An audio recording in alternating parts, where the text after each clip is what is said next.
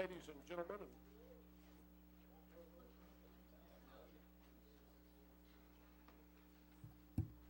I believe this one's working. Well, good evening, ladies and gentlemen, and welcome to our council meeting tonight. We're very pleased to have those of you who are here in the council chambers with us tonight, as well as those who are watching on HCTV. We begin tonight with our invocation and pledge of allegiance. If you will stand, I will lead both of those at this time, please. Our Father, we thank you for Haltom City, for the men and women and children who live here, for the businesses that are here, for all of us working together to make up this community. We thank you for the opportunity to be here tonight as elected officials to discuss the business of this city. We ask for your wisdom and your guidance as we discuss and deliberate and decide the items that are before us here tonight. In the name of your Son, Jesus, we pray. Amen. I pledge allegiance to the flag of the United States of America and to the republic for which it stands, one nation under God, indivisible, with liberty and justice for all. I want to begin tonight by calling your attention to the fact that Councilmember Dale Clark is absent. And the reason for that, there's been a death in his wife's family, and they have gone to be with the family during this time. We extend to that family our love and sympathy. We begin tonight with a presentation of a proclamation recognizing Municipal Court Weeks, October 31st through November 4th. And we have 3 of our employees from our municipal court, if you will. 4, okay. We have 4. If you will, join me at the podium, please, and we'll make this presentation of the proclamation.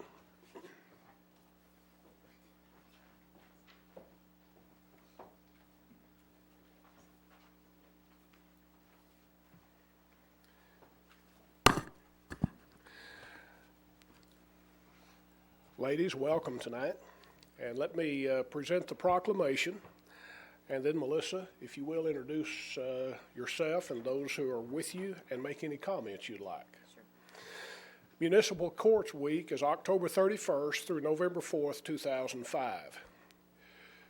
Whereas more people come in personal contact with municipal courts than any other courts combined, and the public's impression of the entire judicial system is largely dependent upon their experience in the municipal courts, and whereas the municipal court in Haltom City serves as a pivotal role for the adjudication of fine-only state offenses and local ordinances that protect the peace and dignity of our community, and whereas the municipal judge and the court support personnel of the city of Haltom City have pledged to be ever mindful of their neutrality and impartiality, and to render equal service to all, and to conform to the standards set by the canons of judicial conduct. And whereas the municipal judge, the 6 court support personnel, and the bailiff of the municipal court in Haltom City continually strive to improve the administration of justice through their participation in judicial education programs, seminars, workshops, and the annual meetings of their state and local professional organizations. Now, therefore, I, Calvin White, Mayor of the City of Haltom City, do hereby recognize the accomplishments of the Haltom City Municipal Court in Texas, and we salute their role in preserving public safety, protecting the quality of life in our Texas communities, and deterring future criminal behavior, by recognizing here tonight on October 31st, 2005 through November 4th, 2005 as Municipal Courts Week in Haltom City. Thank you very much.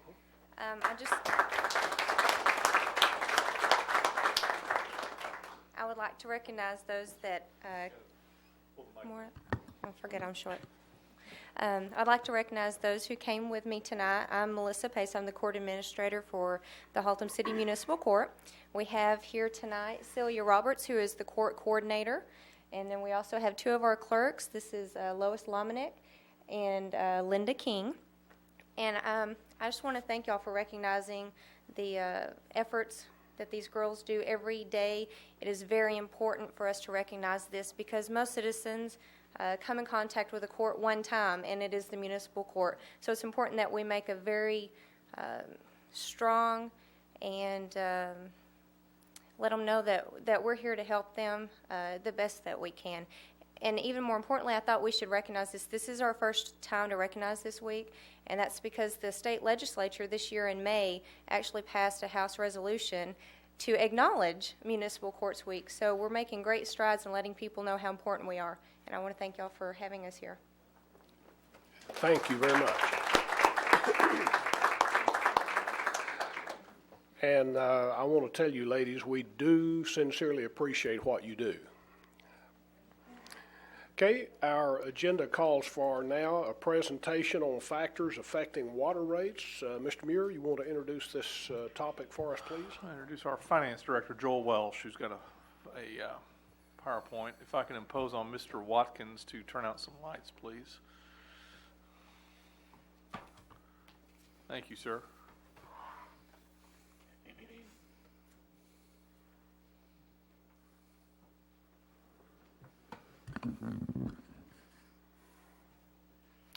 Good evening, Mr. Mayor, members of the council.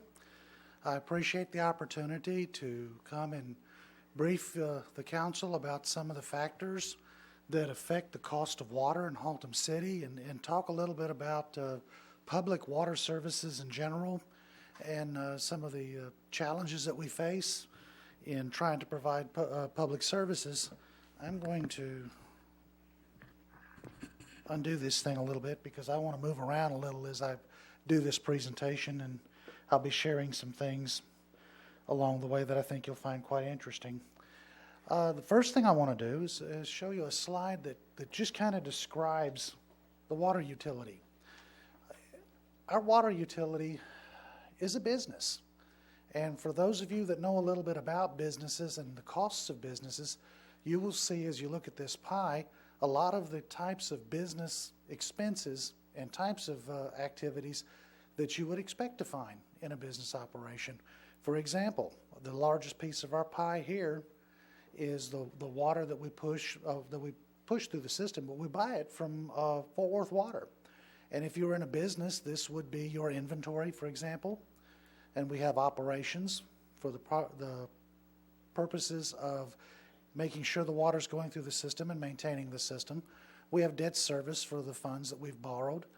We have this, which is called PILOT, which stands for Payments in Lieu of Taxes, and ROW, which stands for Right-of-Way Payment.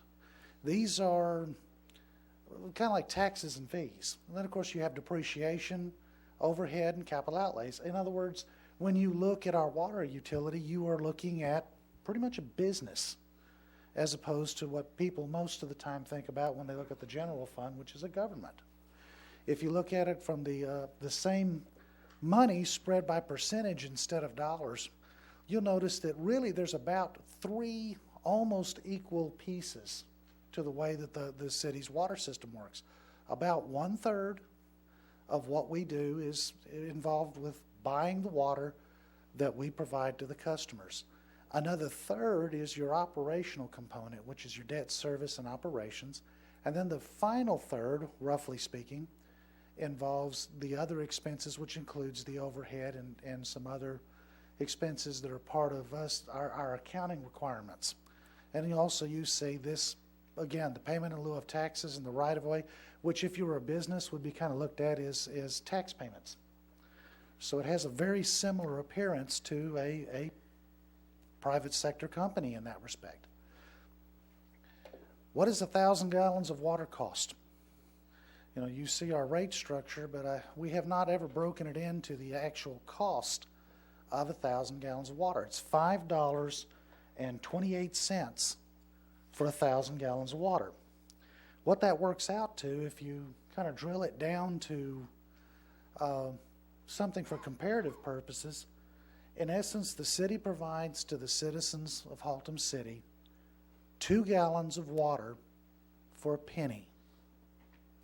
I was going to say a gallon for a half penny, but since you can't pay a half penny, I had to go to the lowest one, which is a penny. Get 2 gallons of water for a penny. Have you bought a gallon of bottled water at Walmart lately? That's 58 cents, if I remember correctly, last time I tried buying one. Gallon of gasoline at the Conoco on Airport Freeway is $2.42.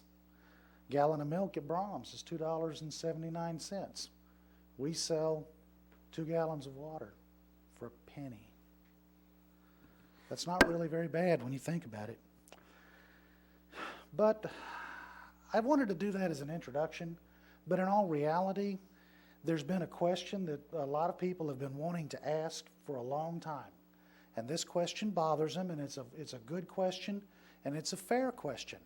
And that question is, how can my bill go up even though my usage has gone down? Then they follow that up with, I understand when I use more water, my bill goes up. But how can my bill go up when I use less water? I want to talk about the factors more specifically in a little better detail tonight about what causes that type of thing to happen in the city. It's the same type of thing that actually afflicts a lot of private industry right now in this market where you really can't do much with your prices, but your costs are becoming very fluid and very subject to sudden and abrupt changes. We'll talk about the elements of the cost of water. There's cost factors that we have some control over, and there's some cost factors that we don't have control over. But what we have that we have to deal with, the basis of our system, the way we exist is we serve 40,000 customers. That turns into between 13 and 14,000 customer accounts. We maintain a water system that is in excess of 300 miles of water lines of varying sizes. We promise to provide safe, healthy drinking water in amounts and capacities and pressures that meet some very stringent state and federal clean water guidelines. We also have to provide and be able to provide to our citizens amounts of waters that they need or that they believe they need. So we have to construct a system that guarantees safety, guarantees the right amount of water pressure, guarantees the water will be clean and useful and healthy. And there is a basic cost that we can't get around when it comes to providing that system. And we are the only company in town selling water on this basis. And so we have to serve everybody. We have to provide that service. We are the first and last resource at the same time for this type of service. But in doing this, you have to be a faithful steward of the public trust. Just like other service providers, like the electric company, for example. You have to control the cost factors you can control and provide service at a price that's fair, in as much as it's humanly possible to do so. There are some costs that we do have some limited control over.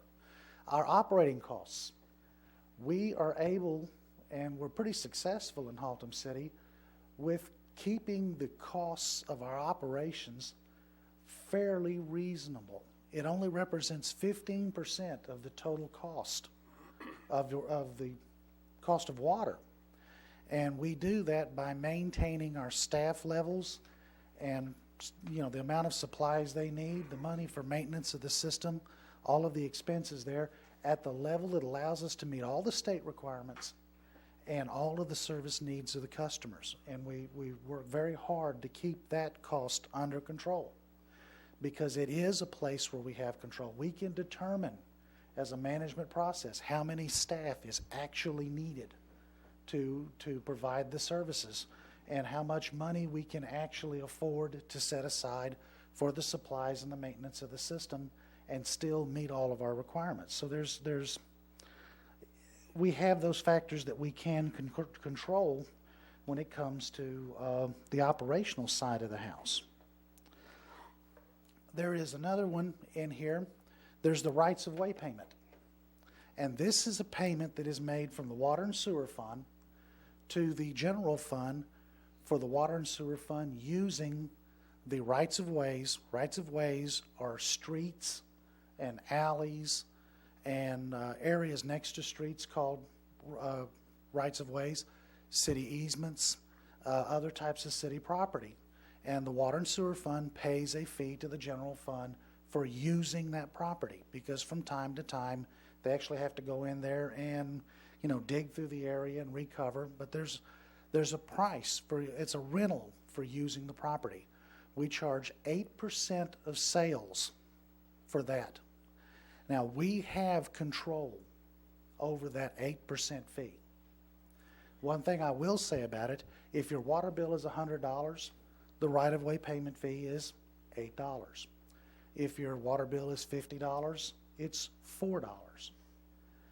So it will change with the size of your bill, but it'll always be 8% of your bill. We do have control. That 8% number is determined by the city. And that number historically has at times been lower. I think, just from my knowledge of cities of our size and nature, that the fee should not be higher than 8%. I think 8% is a fairly reasonable fee in comparison with the other cities around us. But I don't think it should be higher. I know of some cities that do charge more, but I think that's a bit excessive. But we do control that cost. So, just in a quick summary, we have the ability to control part of the operations, and we do have a great deal of control of the right-of-way payment. We also have overhead. Overhead is 13% of the cost of the water. That's not a bad overhead percentage. The market for overhead costs, if you look at charities, a charity with a 13% overhead is considered to still be in the appropriate range. And in our industry, overhead running about 13% is in the normal range. It's a fair number. We can control the cost of our overhead, again, by making some management decisions. Administration is the Public Works Director and his immediate support staff. The engineering is city engineering and his staff. The utility billing department, about 80% of the utility billing department's expenses are covered by water and sewer. The rest of it is paid for by the drainage utility. But we have the ability, using management techniques to control these costs. Administrative reimbursements are another cost area and overhead, and they represent costs that the water fund could either perform themselves or buy the service from somewhere else. Some of these services that they're buying, for example, which is the board of directors, which is you ladies and gentlemen, of course they can't buy that somewhere else. They buy that from the city.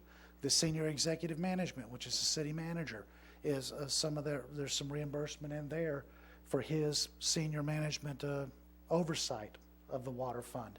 The water fund buys payroll services from HR, personnel records from HR. They buy financial reporting, treasury management, and debt management from the finance department. So there's a whole area of services that are included in that administrative reimbursement area. Capital outlay is an area where we have a very, very strong level of control. If we hit a rough part in the fiscal year and we need to cut expenses, if we're like most cities, the first casualty is to cut out all the capital outlay. And you just don't buy any more equipment or you don't undertake any more projects. You can do that to get through a short-term difficulty. But if you do that long enough and you defer enough capital replacement, it will all catch up with you at once. And then you wind up in a situation where you're having to make some very difficult choices in terms of being able to maintain the system and increase rates to a level high enough to catch up on all the capital you've let get by. But on a short-term basis, it is something that can be done. Then there are some costs over which we have limited control. And this is one of the areas, the last 2 times that rates have changed in Haltom City, it has been because of changes that have come from Fort Worth Water. You know, we can control, we as consumers can control how much we buy of water. And the total cost of what we buy will go up or down depending upon the usage. But there's a couple of factors that work into this process over which we have no control. We had a very odd year this year in terms of water sales. As I mentioned when I did the last monthly report, 6 months ago I was telling you that I was terribly concerned that sales were going to be sufficient to meet our operating needs. Well, then it turned around and the sales came up.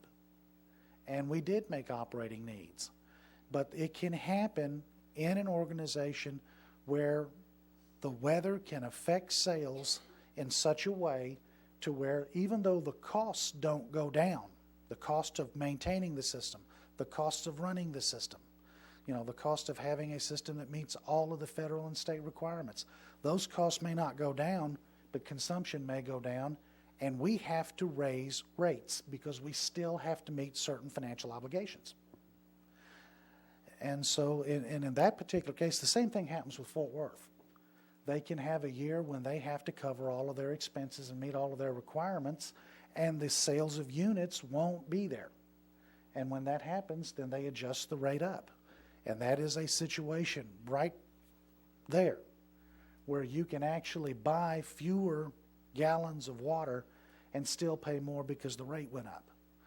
When I'm going to talk about a part of the cost structure that we have limited control over, and it'll be a real good example that's going to explain how this can happen using a different commodity than water. There are some costs in our budget that are dictated by the bond ordinances.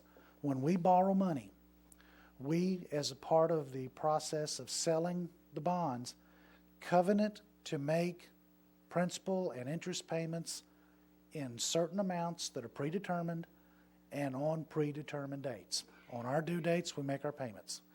And we have to make those principal and interest payments regardless of how sales are going. They move independently of sales. And that is something where we have to charge a rate that is sufficient for us to get the money to make those bond ordinance payments. Then there are some costs that are built into our structure. If you remember earlier when I was showing you on the pie, I showed you a creature called depreciation. Depreciation is something that is required for utilities and it's required for businesses.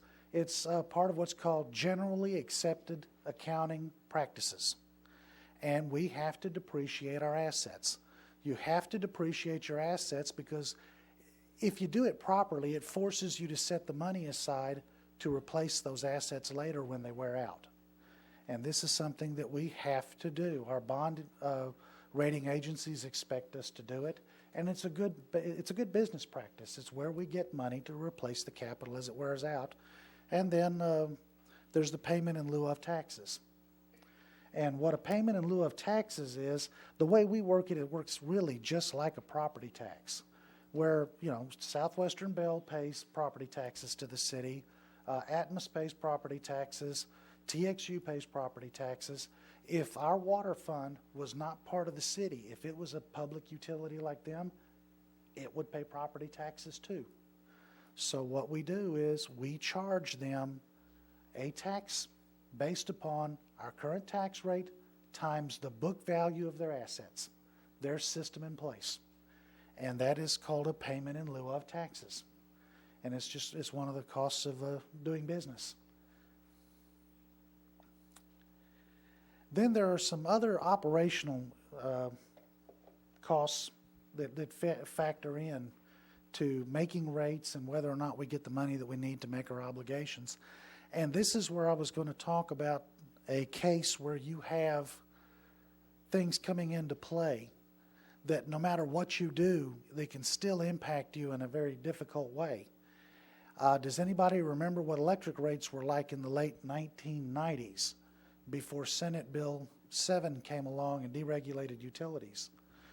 I would dare say that most of you were used to paying about $75, maybe $80 for 1,000 kilowatt hours. Well, now, after deregulation, which was, of course, supposed to help the consumer, and I'm editorializing and I apologize, all I can tell you is the rate to beat from TXU now is $121 for 1,000 kilowatt hours. That's something that has impacted us here with the city and with the water fund, just like it does people at home. Our rates have increased markedly. In our particular case, where we have added new structures to replace worn out and dilapidated and virtually useless structures, we have a few cases where we're using more power than we were before. But for the most part, our biggest problem has been that we could not control the rates. We can find ways and do things to control the consumption, but not the rates. We're having the same problem with fuel. Fuel's another area where in the past year, I had sent a report back to Tom because he was asking us how we were doing on our conservation efforts. In the past year, we reduced gasoline usage 12%.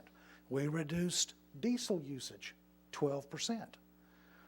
Propane usage went up 5% because we had decreased gasoline. We switched over. But the increase in propane was not to the magnitude of the decrease in the use of gasoline. We, as I told you at last month's financial report, we still blew the fuel budget by the first week in August. And why was that? About 18 months ago, I could buy gasoline at the pump for between $1.60 and $1.65 a gallon. Earlier this year, we saw prices in excess of $3 a gallon, and as I mentioned, the price is still 50% higher than it was 18 months ago. And sometimes you just can't cut expenses enough to overcome the magnitude of rate increases. Insurance has been something that has not been hammering us as much right now as it has in the past. But on insurance policies, again, you can modify coverage, but you can't control where the market is taking you, the market as a whole. You know, you can change your copays, you can change your deductibles, you know, you can cap some coverages, but even then, the effect of the market you can't overcome. Then there's another thing that I wanted to include. If I had done this report 2 weeks ago, I wouldn't have had this. This has been something that I think is remarkable. I've been in this business for 25 years, and I have never encountered this particular problem. When I first joined the city, it was not unusual for us to have customers using jumpers to steal water, and we would have 2 to 4 a year. This year has been a little different. Actually, the last 2 weeks has been a little different. I'm going to let y'all have a look at these. Well, I'll let you see this one. This one's a little loose, but it's kind of dirty. The others aren't as dirty, and I'll just let you see. These have actually been taken out of the ground. Start here with you, Mr. Sutton. These have actually been taken out of the ground off of customers' meters. This is, to describe it simply, this is theft of services. And I did give Mr. Soriano the materials to have a picture made of them so that people could see what I've shown the council sitting on the table. There is one more that I'm handing out that was not taken in time for this picture. It was taken after this picture was taken. We have had 8 cases that we know of in the last 2 weeks of people who have not paid their water, so we turned the water off. They went out and turned the water back on. We would then go out, turn the water off, and put a lock on the meter. They would go out and cut the lock and turn the water back on. then we would go out and take the meter out of the ground. And they would go out and put one of those jumpers on. In 25 years in this business, I've never had 8 in 2 weeks. And I have been with cities as large as a population of 90,000 that had over 30,000 accounts. And we never had 8 in 2 weeks there. I'm astonished. And this has been a rather amazing and sudden development. If you look at those, you will notice some of those are really very simplistic. They're nothing more than appliance hoses. And then there's a couple of them there that are really high-grade, high-quality looking jumpers. Now, there's been a question that came up, and it's a good question and a well-intentioned question, and that is, if I show you people these jumpers, am I going to give somebody an idea? Well, I will go ahead and give them an idea.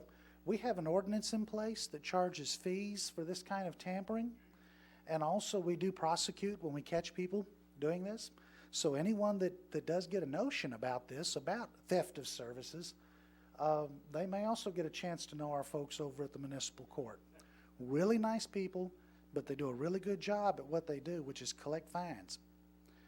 So, but this is something that I have found, it is a cost to us. It's not just the water these people steal. It's also the cost of taking people who have jobs to do, otherwise very important things to do, making them stop what they're doing and go out and deal with this problem over and over. It's making them stop and having to call a police officer to come over and take a police report so we can prosecute these people stealing. One of the other issues that we've had to deal with at the city that I really appreciate the council's consideration and changes to the deposit policy. Our write-offs for bad debts, because our deposits were too low, for this year, we're going to approach $80,000 of write-offs from not having enough money on deposit to take care of people having their water turned off because they could not or would not pay the bill. And so that's another factor that we've been dealing with that we've been pretty aggressive about it. I'll admit, we've been fairly aggressive about it. And we're going to continue to be aggressive about it because we're trying the best we can to keep the cost of 1,000 gallons of water as low as possible. You know, there's so many factors that we can't control that will force rates up. Ultimately, I'm sorry to say it, it will ultimately force rates up because there's just things that we can't stop from happening. But we're going to delay that as long as we can, and we're going to be prudent, and we're going to give the council all the information that we can in doing that.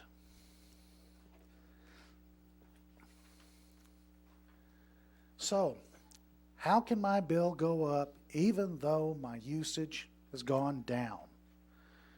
Well, I just decided to give you one last look at a lot of the things we've talked about. We get rate increases from Fort Worth Water. You know, we have insurance issues, fuel issues, utility issues. A lot of those things sound like the same problems you're dealing with at home, and they are. It's the same problems we have. You know, how come my utilities are going up faster than my income? Same problem. We have another thing that comes into play as well called unfunded mandates. You know, y'all have heard of unfunded mandates for a long time.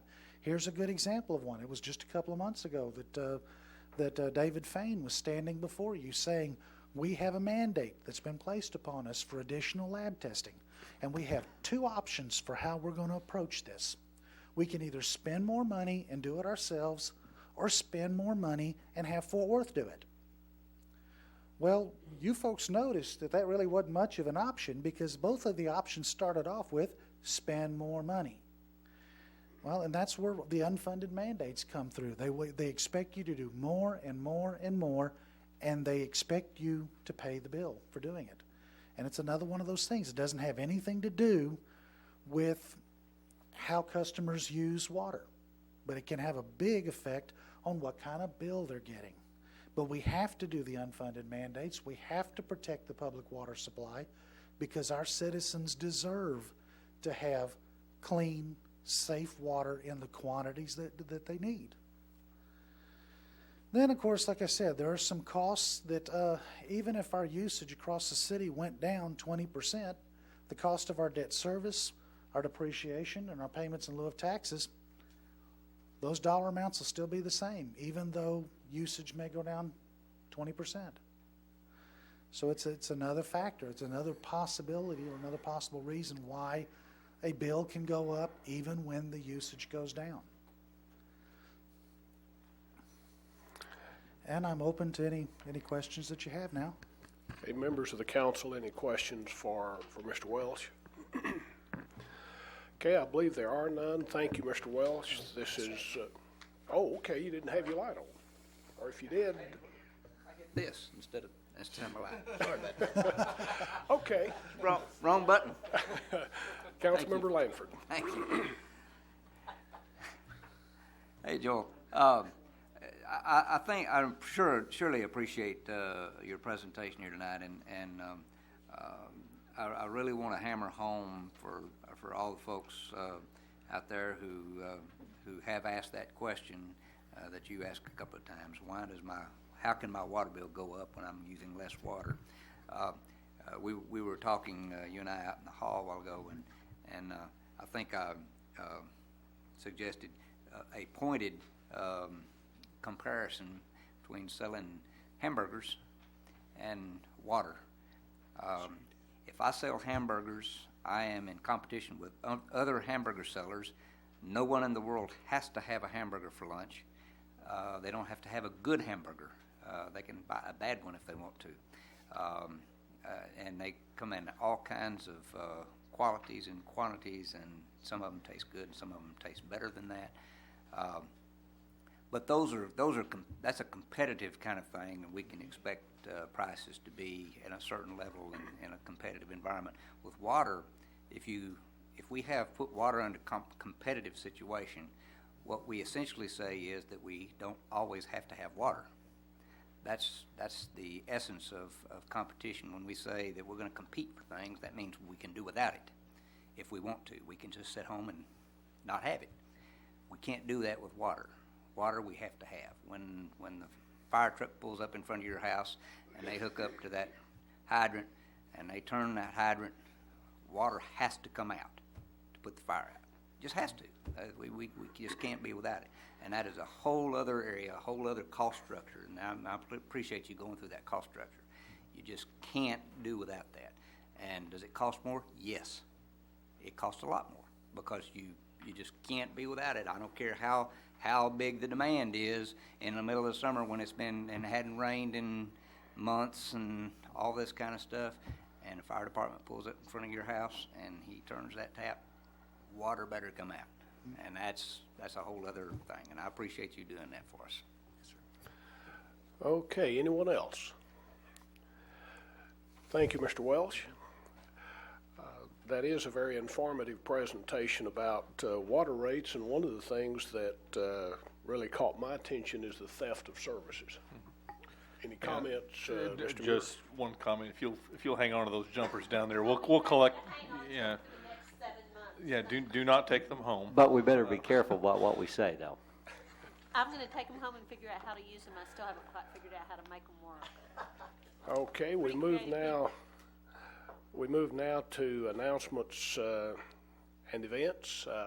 Our Public Information Officer, Fran Burns, has several announcements I believe the citizens of Haltom City will be glad to hear about. Thank you very much. This is Red Ribbon Week, October 24th through the October 31st. The Red Ribbon campaign originated when drug traffickers in 1985 murdered a federal agent named Enrique Camarera, and the Red Ribbon became the symbol behind the nation's war against drugs. This year, the Red Ribbon Week, that is so hard to say, is set for this week through the 31st, and wearing and displaying the ribbons during this observance helps to present a unified and visible commitment to promote drug-free communities. There are some red ribbons, such as the one that I'm wearing, out on the podium outside the doorway, and you're welcome to stop and get one and wear one and add to the public awareness of the importance of staying drug-free. many of the campuses here in Birdville have even outdoor displays. They're really behind the campaign. So we appreciate them providing these ribbons to us for this particular week. Boards and commissions volunteer members are being sought. If there are individuals who are residents of Haltom City that would like to volunteer to serve on a board or commission, the application is available on our website, which is haltomcitytx.com. It's a downloadable online form, or you can pick one up here at City Hall. The forms look like this. They list all of the boards and what they do on the back, and so it's a great way to get involved in city government. And without these boards and commissions, the volunteers, we certainly couldn't function.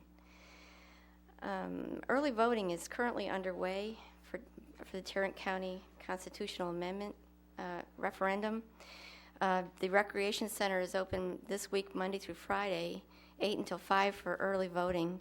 Also on Saturday from 7 until 7, and even Sunday from 11 until 4, and then continuing again next week, Monday from 8 to 5, and Tuesday and Wednesday from 8 until 5. So if you're interested in getting more information about what the propositions are, you can call City Hall. Halloween party at the library will take place this Saturday at 2 p.m., October 29th, and this is for pretty much for children. There's going to be a story time, craft, and refreshments. It's free, and costumes are encouraged. There's a Crime Watch fundraiser Halloween party in the 5200 block of Palmer Drive this weekend, also on Saturday from 2 until 6 p.m.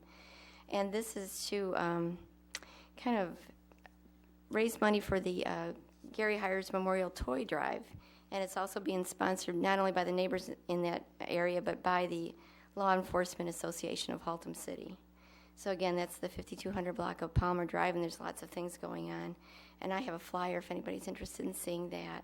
This will also be posted on the HCTV. And then our annual Haltom Halloween Carnival takes place next Monday evening, October 31st from 6 until 8, and that's the Recreation Center's annual holiday bash, Halloween bash.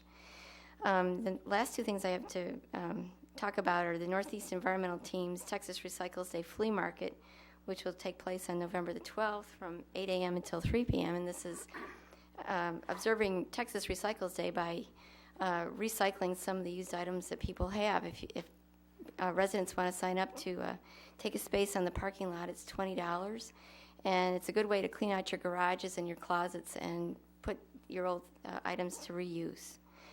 Dickens on Broadway, which will take place on December 1st, Thursday evening down at Broadway Park from 6 until 9 p.m., is also looking for vendors. And what they're looking for is craft vendors to sell their wares during the evening.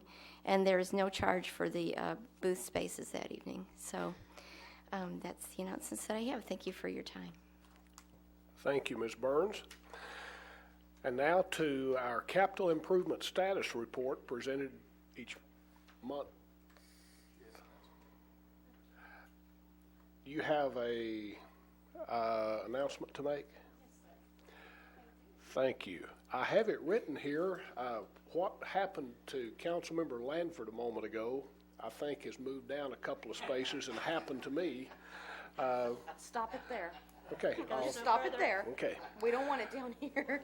Sorry about that, ladies and gentlemen. Councilmember Kim Reese has an announcement to make at this time, and then we'll move to the capital improvement status report. I just wanted to inform everyone and also to go on record congratulating the Haltom High cheerleaders. A competition squad consists of 12 varsity cheerleaders, 4 JV, and 4 freshmen. They were at some NCAA competition yesterday, and they placed first in our division. And that has moved them on to December 27th for NCAA finals.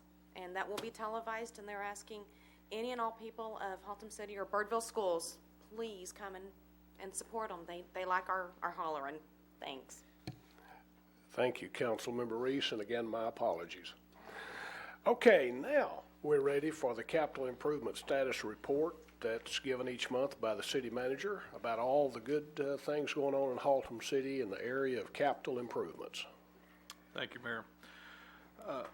As usual, we'll start with streets. The Jerry Lane project is, as it was a month ago, substantially complete. There's still one punch list item on there, and the contractor can't seem to do it, but we'll hang on to his money until he does.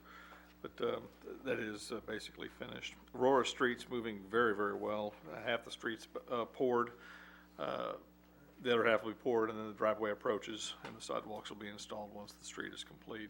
It's still tracking to be complete probably in another 30, 45 days. A new project on this list that I was remiss in mentioning last month is Reeves Street. It's about 1,000 linear feet of reclamation and overlay that we've already started.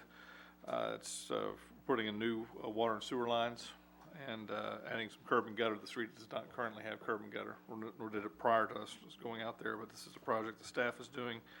Utility work's done, the curb and gutter and the driveway approaches will start probably sometime this week, and the overlay will be done next month. It should be finished by the end of November. In the drainage projects, on the Little Fossil Creek improvement project, this is the one that we had our funding yanked away by the Corps. Corps still replaced some of the funding, but not all of it. There has been a development in that the engineering firm that the Corps has retained to do this project, Haltom Associates, is just about finished the CLOMAR. CLOMAR is the conditional letter of map revision, and it's kind of like a permit to start the project. It's kind of like gives what the plan is for the entire creek side from Belknap south. Without that, flood maps don't get revised by FEMA, and FEMA doesn't recognize the project. So this is an important step, and it's just about finished. So the work is still going. It's just been slowed up by the Corps funding issues. The Big Fossil Creek Consortium project. This is another project that the Corps has been doing, but the Corps has been kind of the delay. Right now, the funding of it has been held up by the COG, the North Central Texas Council of Governments, and they're working with the Corps to try to renegotiate the contract and keep the project going. The Salona Circle Drainage Improvement Project is design's finished. We're still trying to get easements. Easements have been a little difficult in getting lately due to financial considerations. But the project is ready to bid out, but we can't bid it out till the easements get in hand. So hopefully we'll have those in the coming weeks. The lift station replacement project finally got off the ground. The wet wells are being have already started being constructed for those lift stations. And on the Menace water main project, the easement acquisition has again already commenced, and that project is still similar to the other project I just mentioned. I can't remember which one it was. Yes, Salona. Thank you. Of the buildings, the Public Works facility, the punch lists seems to have been complete. We're making some progress on the retainage. We're still got some issues with it, and we're still negotiating. The rec center is in a similar position, although there's still punch list items to be done, but we are still negotiating on the retainage. I'm going to close on the senior center project. There's an item on the agenda tonight to award a contract for that. It's a, well, I guess should I do this now or later? I guess we're going to be talking about it later. It's going to be getting off the ground here very, very soon, and they should be starting construction in a couple of weeks and hopefully be done in the next 60 to 90 days. But with that, I'll take any questions. Any questions for Mr. Muir on these capital improvements? Councilmember Sutton? Just one real quick, Tom. On the rec center, the several punch list items that remain. Yes. Do you anticipate a finalization date for that, where you can get them done, or? Oh, man. Or you're not going to promise one? I got the thing opened up and had it opening.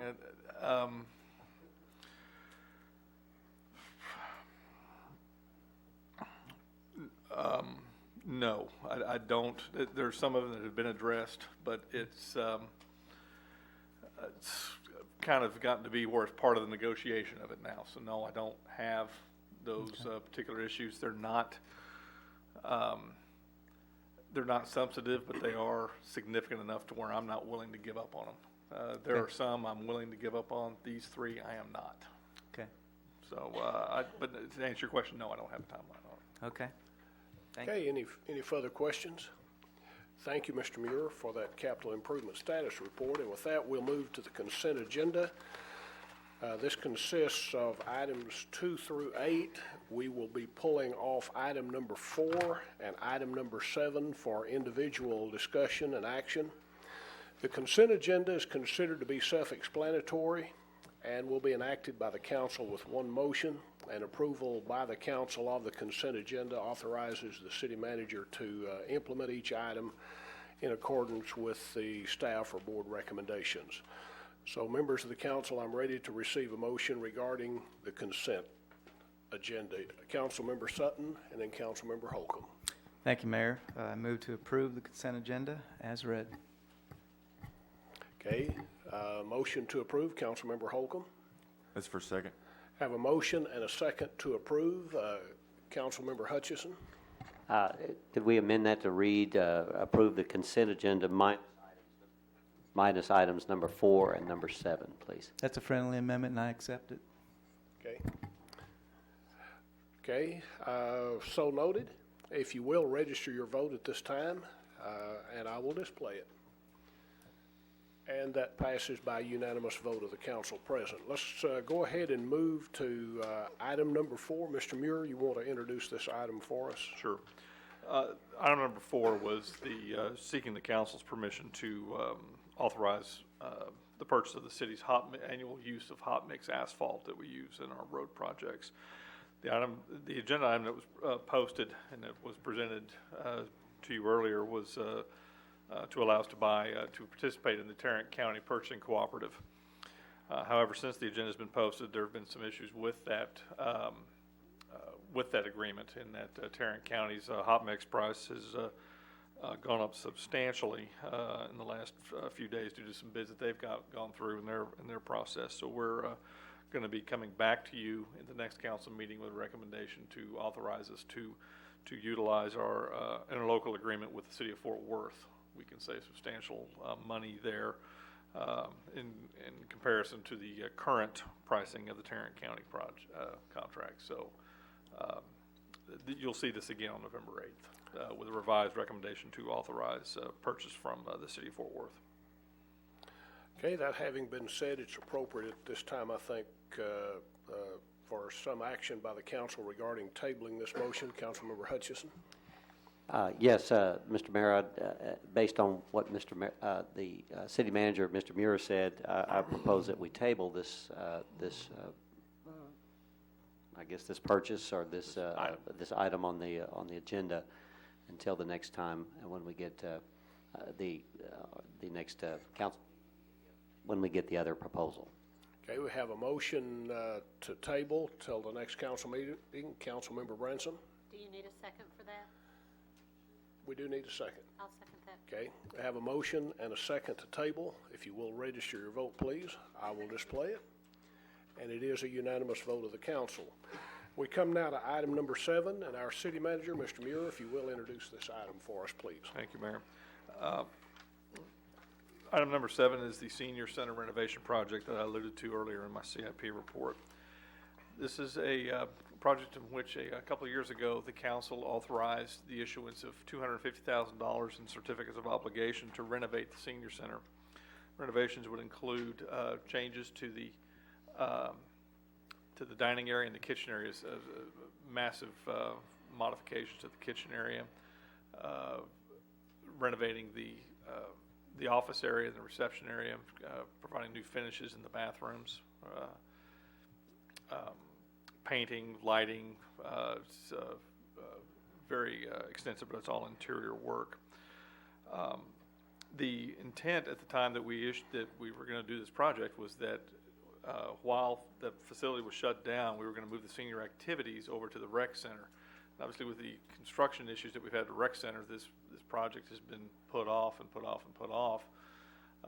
Several months ago, the Moose Lodge offered their facility for the seniors, and it's much more desirable in that it's just adjacent to the existing senior center. So we're very pleased that they've offered that, and so while we were delayed with the rec center, we're glad we're able to move the activities over there.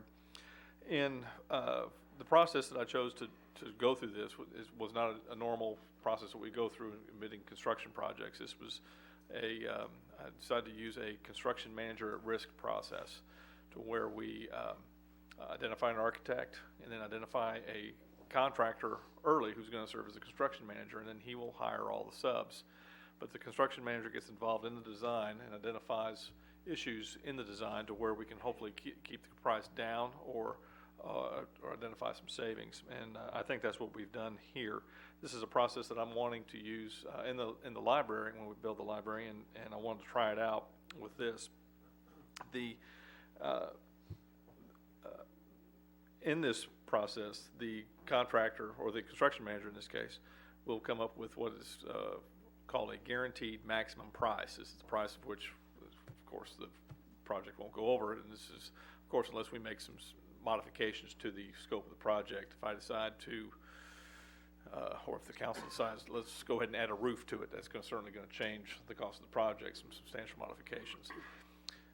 The guaranteed maximum price on the project is $229,700. This is a little bit less than $232 that we had available out of the $250 that we issued. So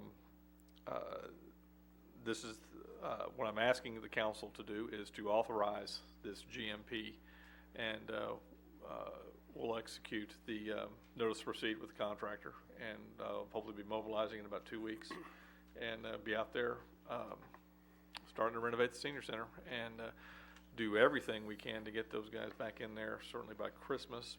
To might be working around them a little bit by Christmas, but trying to get them in there back as quickly as we can, to where they need to be back in that facility and have as little intrusion as possible. Do we have any questions for the city manager by any member of the council? Councilmember Sutton? Just real quick, Tom, you said that, for instance, a roof, but we already know that we have a roof in this design. Yeah, I just gave that as an example. I was talking about replacing the roof, but Right. yes. Right. Okay. Okay, I'm ready for a motion at this time regarding the desire of the council on this guaranteed maximum price contract on the senior center renovation project. And Councilmember Lanford, I believe your light was on first. Thank you, Mayor White. Move to authorize the guaranteed maximum price of $229,700. Okay, Councilmember Holcomb. For a second. Have a motion and a second to approve. Any discussion on the motion? There being none, please register your vote. And that passes by unanimous vote of the council. We come now to the Visitor Citizens Forum portion of our meeting, and this... No, ordinance, I'm sorry. I included that a moment ago under the consent agenda. Okay. Well, I apologize tonight. I'm wanting to move forward. Okay? We will get to the Visitor Citizens Forum in just a moment. Well, when Ms. Reese asked you to stop it here, you stopped it there. It didn't spread anymore. All right, let's talk about item number 8 then. This is an ordinance and a public hearing regarding salary classification plans for civil service sworn and non-sworn personnel. Thank you, Mayor. Just as you described, this is the pay plan that you have before you is the pay plan that was presented to you in the budget workshops. The part of what the charter requires is that the Civil Service Commission approve this thing, and then the council approve it by ordinance. Approving the budget, which the council did last month, does not satisfy that requirement. So on the 13th of October, the Civil Service Commission did give that approval to the pay plan, and we are presenting this pay plan to you for your approval. Okay, this is a public hearing, and I'll open the public hearing in just a moment. Do we have any questions for the city manager before I open the public hearing for input from the audience? Councilmember Sutton?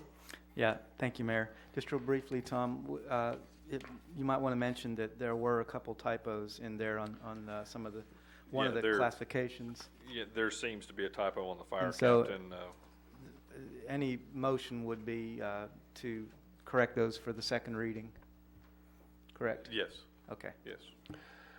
Okay, anything else before I open the public hearing? Okay, there being none, I'll open the public hearing at this time to allow input from any member of the audience who wishes to speak either for or against or make any comments regarding this salary classification plan that's been presented. Do we have anyone who wishes to address the council at this time? Okay, there being none, we'll close the public hearing and we'll move forward to a motion by the council on first reading of this ordinance. Councilmember Reese, I believe your light was on first. Thank you, Mayor. This is a motion for approval of ordinance number 0-2005-042-02 with the corrections for the second reading. Councilmember Lanford. Well, that's for a second. In addition, I'd like to just thank Tom and his staff for putting this together. This was very important in our budgetary meetings, pre-budget meetings, and certainly appreciate his and the staff's hard work here. This certainly is a step forward for us and for our employees, and I want to follow along the line of Councilmember Lanford's comment regarding this. We have a motion and a second to approve on first reading. Any further discussion? If you will, register your vote, please. Okay, that passes by unanimous vote. And now, we come to the Visitor Citizens Forum. Well, it's been a rough night.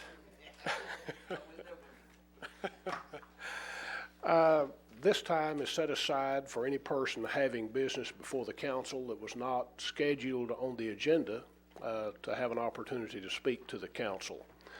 All comments made by speakers at this time must be directed toward the presiding officer rather than to an individual council member or staff member. Each speaker must limit his or her comments to the subject matter listed on the speaker's request form and must refrain from personal attacks toward any individual. We do have a few people who have filled out one of the speaker's request forms that entitles the individual to speak up to 6 minutes to the council. Other members of the audience who have not filled out one of these will have an opportunity after these who have filled them out have spoken. But without prior warning, the time limit is limited to 3 minutes.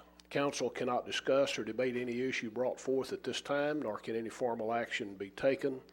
Since items brought up by speakers during this portion were not posted as an agenda item in accordance with the Texas Open Meetings Law. So our first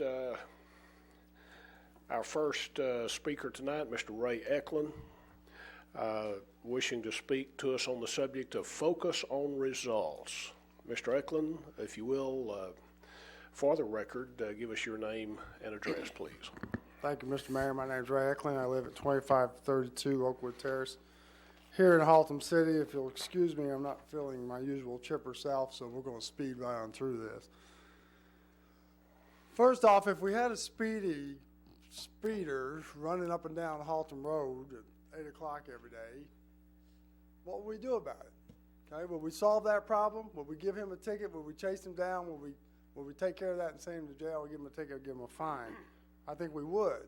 I don't think we should go about putting a speed bump every 100 feet all the way up and down the road. And the reason I don't think that is because it inconveniences the hard-working, law-abiding citizen that didn't do anything wrong. With that regard, I'd like to talk to the council about your proposed rental ordinance that's coming up and the importance of focus on solutions. I've been before the council many, many times trying to find solutions to problems, working with the council and the staff. This ordinance is now in the hands of the Planning and Zoning Commission, and they are drafting an ordinance based on their review of other ordinances, and specifically the Garland City Ordinance, which, to my understanding, is now under lawsuit from somebody. But I think we've lost track of where we're trying to get to.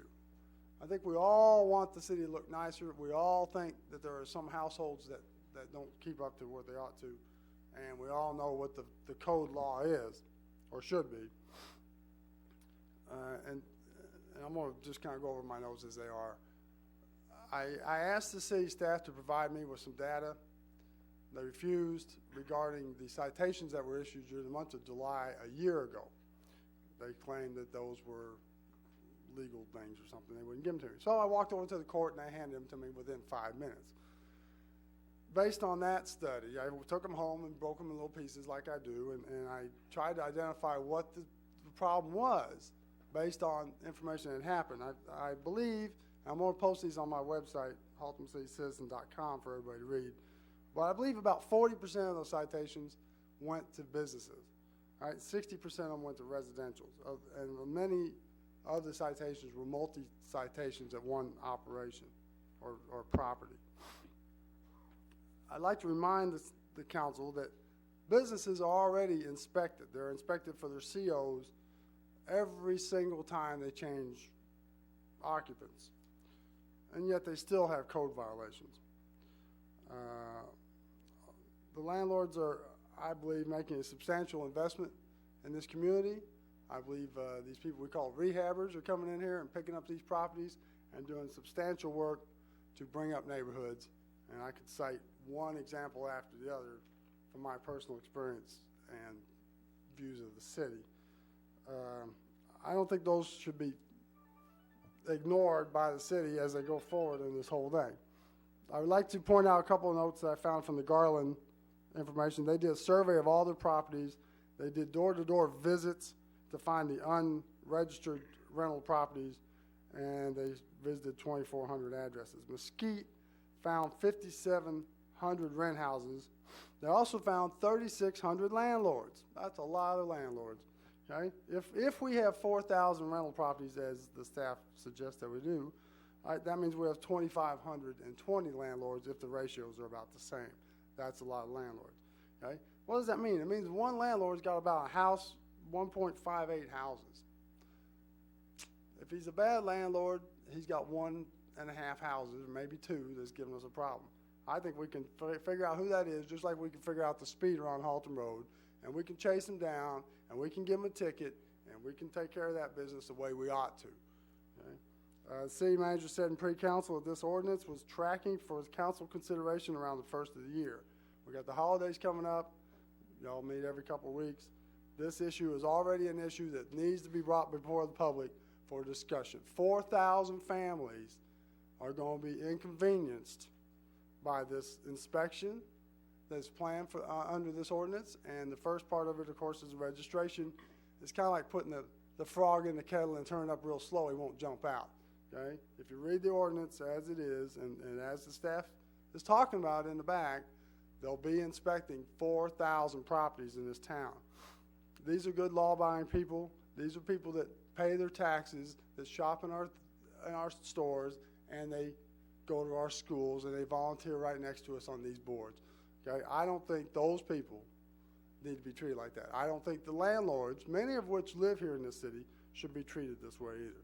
Before the council continues to direct this to the staff and the planning and zoning, I would like you to consider those 4,000 families and the 2,600 landlords that may be involved. The code violation is a code violation. It should equal a citation.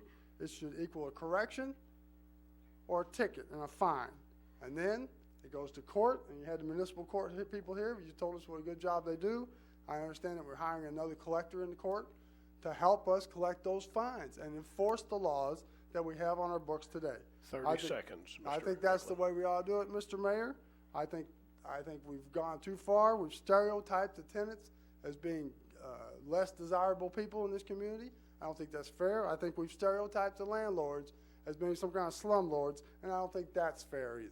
Thank you very much. Thank you, Mr. Eklund. Our next speaker, During the Visitor Citizens Forum is Mr. Charles Witt, who wishes to speak to us on the single-family one rental ordinance. Mr. Witt, if you'll give us your, repeat your name and give us your address for the record, please. And you have 6 minutes. Thank you, Mayor. My name is Charles Witt. Address is 11529 Petunia Drive, Keller, Texas. I'm here tonight to voice some of the same concerns that Mr. Eklund has for this rental property ordinance. And I guess I kind of want to direct the question, and I'm not sure I understand. I'm supposed to direct it to one individual, maybe whoever you think is most qualified, or maybe at the council at large. What, in your opinion, was the initial thrust or reason for wanting a single-family rental inspection process in the city of Haltom City?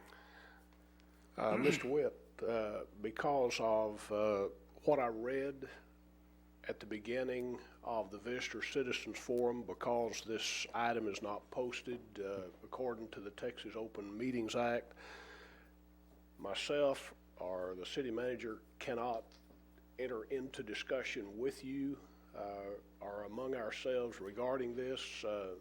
Mr. Muir may have, as city manager, a comment regarding how you can arrive at the answer to your question, but we cannot do it here in this forum tonight. I understand. Okay. I understand that I may be premature on this, but I would appreciate any input that you might have on this subject. Can you get with him later? Yeah, Would it I be can't better? do it now because Okay. of the open meeting, but yeah, I'll get with you later. I guess maybe all these questions I might have maybe not be able to answer, but the number has risen that there's a possibility that there's 4,000 single-family rental properties in Haltom City, and I was just wondering how we arrived at that number, since none of the landlords or property owners, if you want to call that, have been registered yet. So I was just wondering, how do we know? Is that another? I have not. That's the first I've heard of that number. Okay. It's 4,000. You're not familiar with that number? Okay. No, sir. I've heard a percentage. I imagine that's based on a percentage. I see. A percentage has been bounded around about 40%. Just to make this brief, I feel like that we ought to take a long look at this, because I would hate to burden the citizens of Haltom City with another structure that's going to cost the city in terms of hiring, training a staff, when possibly we could accomplish this with the tools we have at hand, i.e. Code enforcement, the normal code enforcement procedures. And I don't like to use the word rental property. Let's look at it as just property, whether it be rental or owner-occupied. If there's a violation, we ought to all be treated the same. Do y'all not agree with that? Again, we're not able to enter into any kind of discussion with you in this format tonight. If you have specific questions like this, they would be better directed with a call to the city manager's office, set up an appointment with him, come in and ask whatever questions you have. So I assume at a later date, we can get in more in depth in this subject. There's going to be public comment. Okay. Certainly available through the P&Z and through here, through the council. I think there's going to have to be a lot of discussion, and I think y'all will be confronted with a lot of discussion on this subject. So I would appreciate it if all of you arm yourself with answers, because there will be forthcoming questions. Thank you, Mr. Thank you, Mayor and Mr. Council. Witt. Our next speaker tonight, who has filled out a speaker's request form, wishes to speak to us on the landlord inspection, Mr. Steve Bradley. Mr. Bradley, if you will, give us your name and address for the record, and you too have 6 minutes.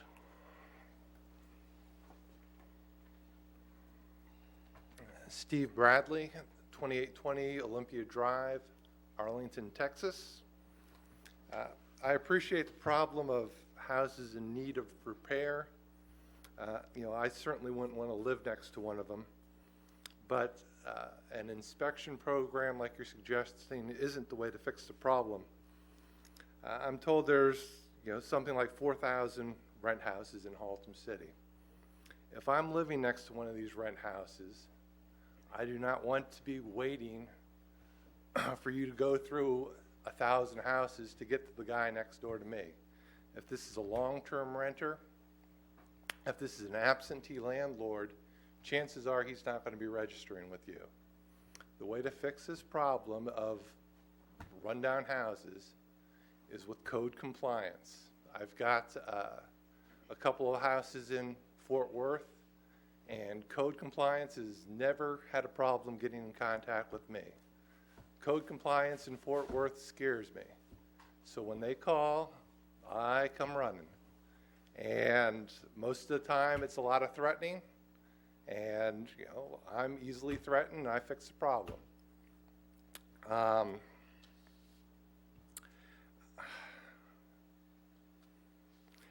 If you can't get in contact with a person, with one of these absentee landlords, Tarrant County Appraisal District does it every year.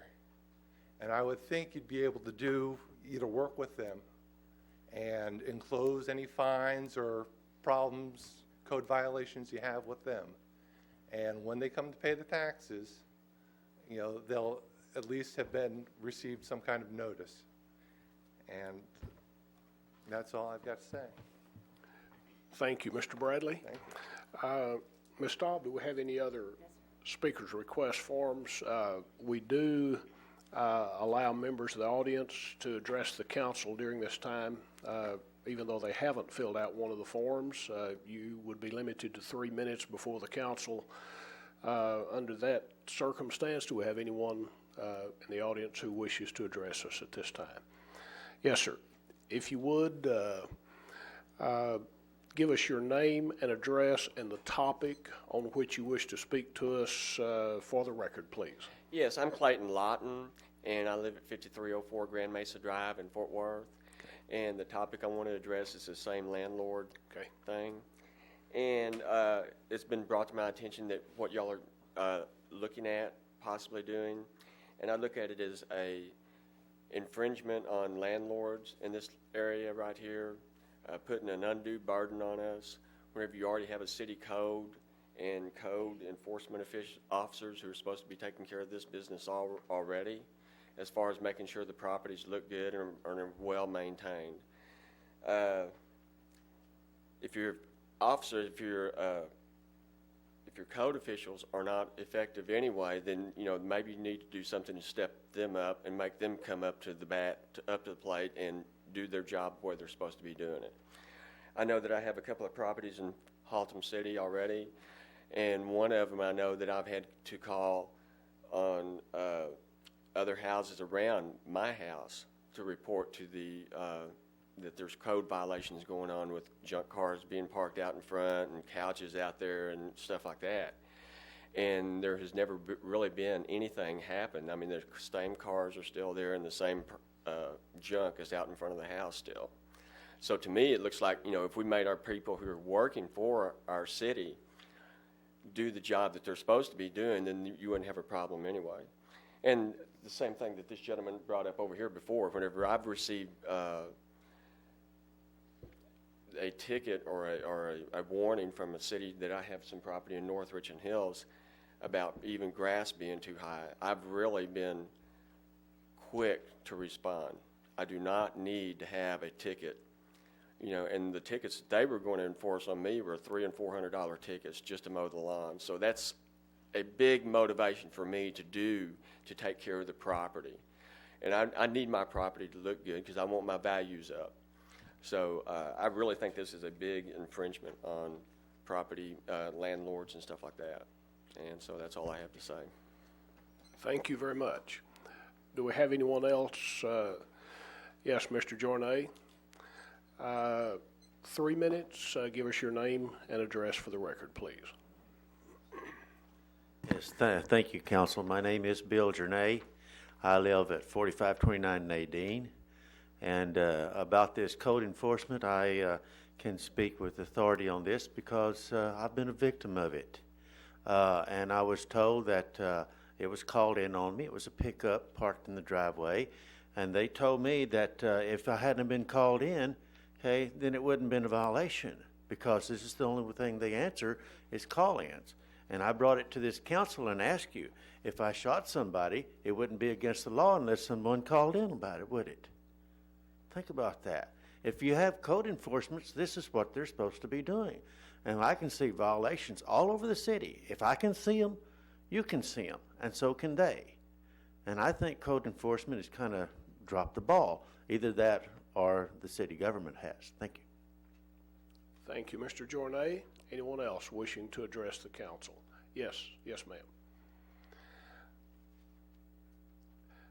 And we do need your name and address for the record, and if you will, give us the subject matter on which you wish to address, please. Yes, I'm Debbie Brooks, and I live at 7925 Sheffield Court in North Richland Hills, and but grew up here in Haltom City, and so have a love for the city. And I'm wanting to address the rental ordinance that you are proposing. Well, what I am going to mention to you will be something that repeats what you've heard before, but I think that that may impress upon you the concern that I have for this, and that is that it seems that this ordinance is redundant. It appears to me that it's repeating what you already have in place. You know how we would like to streamline paperwork, streamline laws. It seems to me that enforcing what we already have in place will help take care of that. Another concern I have is that people who have rental properties are held to a different standard than the people who are homeowners and dwell in that home. I don't understand why we would have that. It appears to me that as I look at the homes that are around the rental properties that I own, that we have a very nice rental property that I would enjoy living in, and that they're well cared for. And we take pride in that. And I don't understand why another neighbor who does not take pride in their property that they own and they live in isn't held to the same standard that you're wanting to hold me to. Certainly, again, the potential renters have the reasoning ability to select a home that is of high quality. It seems to me that they have the same reasoning ability that a homeowner who lives in their home would have as well. Are we questioning their ability to reason? And it seems to me that that's not as respectful as we should be towards those potential renters.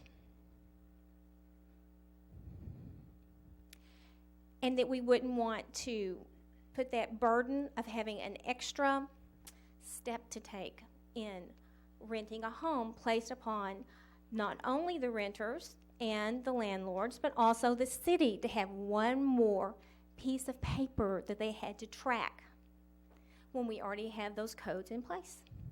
So I thank you very much for visiting with me. Thank you very much. Anyone else? Yes, Mr. Grazan, I need your name, address for the record, and also the subject on which you wish to speak, please. Well, my name is James Grazan, 6208 Little Fossil. The rental property, it just seems to me that we just cannot stay on the subject. What the problem has been is substandard wiring, plumbing, gas leaks, and houses have had people move into them and out of them and into them and out of them, and none of this has been checked by the city or anybody else. And the homeowners that own these properties that they rent out do a pretty good job on the whole, but there's some that don't. And I don't know that an ordinance is what we need.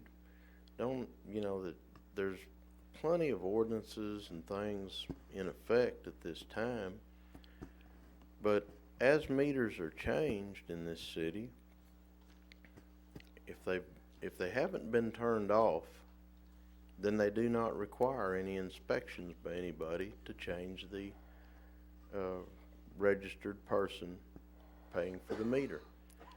And maybe that could be something you could consider, that electricity be turned off and an inspection be done before returning. Thank you, Mr. Grazan. Anyone else? Okay, there being none, we will move then to item number 9. Do we have any resignations of board members to be brought forth for ratification at this time? Okay, there are none. What about appointments or reappointments to boards or commissions? Okay, I have 2 to make tonight. First of all, Ms. Linda Cantrell, an appointment to place 8 of the Sexually Oriented Board of Appeals, and Mike Britt, alternate, place number 1 on the Planning and Zoning Commission. I'm asking the council for ratification of both of these appointments. If you will, register your desire of whether or not to ratify these 2 individuals. And it passes by unanimous vote of the council. Okay, we move then to item number 11, the attendance. We do have Councilmember Clark out tonight because of a death in his wife's family, and they've traveled to be with the family during this time of bereavement. What is the pleasure of the council regarding the excusing of Councilmember Dale Clark? Councilmember Lanford? Move to excuse Councilman Clark's absence. Councilmember Sutton? That's for a second. Okay, we have a motion to approve the absence of Councilmember Clark. If you will, register your vote, please. And that is a unanimous vote. The council, having addressed all the items on the agenda, will move now into executive session as authorized by Section 551.071 and .072 of the Texas Government Code. We will return to open session to consider any action to be taken on any item discussed in executive session, and executive session will begin in 5 minutes, please.